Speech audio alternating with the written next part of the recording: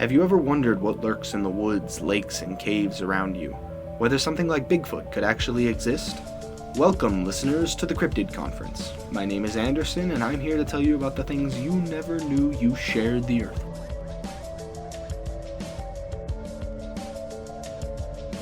with. Today's episode is going to be a little different from the normal content on this show. Instead of focusing on a single cryptid, we're going to take a step back and focus on cryptids as a whole. Cryptozoology, otherwise known as the study of cryptids, is a kind of pseudoscience and subculture that searches for and studies unknown, legendary, or extinct creatures whose present existence is disputed or unsubstantiated, particularly those popular in folklore such as Bigfoot, the Loch Ness Monster, the Chupacabra, or the Jersey Devil. These creatures are referred to as cryptids, a term coined by the subculture. Cryptozoology has been dubbed a pseudoscience by the mainstream scientific community because it doesn't follow the scientific method. No university degree or other academic course of study grants the status of cryptozoologist, and the subculture is primarily made up of people with no training in the natural sciences. Anthropologist Jeb J. Card summarizes cryptozoology in a survey on pseudoscience. He states, quote, "Cryptozoology purports to be the study of previously unidentified animal species. At first glance, this would seem to differ little from zoology. New species are discovered by field and museum zoologists every year.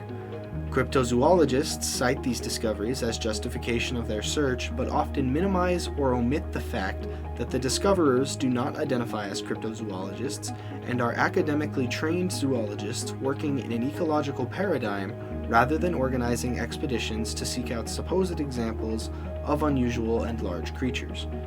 Card notes that, quote, "Cryptozoologists often show their disdain and even hatred for professional scientists, including those who enthusiastically participated in cryptozoology." He traces this back to Bernard Heuvelmans' early Rage Against Critics of Cryptozoology. Heuvelmans, along with the Scottish-American biologist Ivan T. Sanderson, was one of the founding figures of cryptozoology. His book, On the Track of Unknown Animals, published in 1958, is regarded as one of the most influential cryptozoology texts. Card finds parallels between cryptozoology and other subcultures of pseudoscience, such as ghost hunting and UFOlogy. He compares the approach of cryptozoologists to that of colonial big game hunters, as well as aspects of European imperialism. According to Card, most cryptids are framed as the subjects of indigenous legends and beliefs, though many of these legends have been heavily altered, or worse, completely fabricated. These stories were most often collected in the heyday of comparative folklore. Cryptozoology uses a complicated mix of sympathy, interest, and appropriation of indigenous myths that is shared by many New Age circles as well as other urban legends. Many cryptozoologists are very passionate and sincere about their belief in unknown and mysterious animals. This leads to them giving deference to any reported sighting, usually without any kind of critical questioning. Like ghost seekers, cryptozoologists believe that they will be the one that finally solves the mystery and goes down in the history books. When you consider the allure of fame and money undermining diligent and ethical research, you reveal the serious credibility problems within this field.